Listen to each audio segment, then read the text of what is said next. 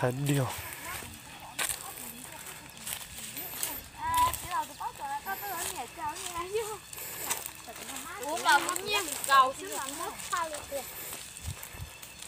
Ô này khá tại cô. Cũng may thật quay ra video.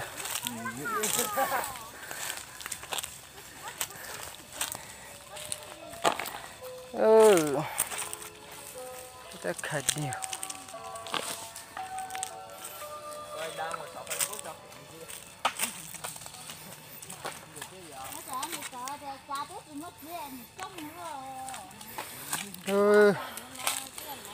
Khởi chỉ linh cho điều để trong cờ nữa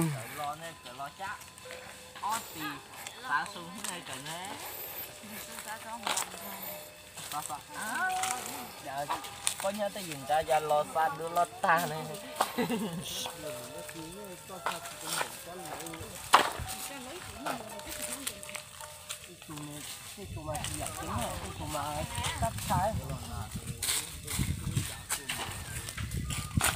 Đúng vậy, chủ yếu lòn nào chứ chỉ bỏ cái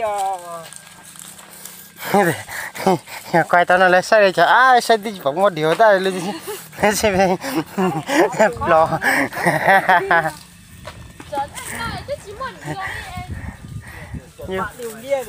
như cây xe gì bỏ gì ta thì chỉ bảo lấy khởi lệ rồi nó tạo cho mấy thằng nó mua cái chó nó nó chỉ mua lại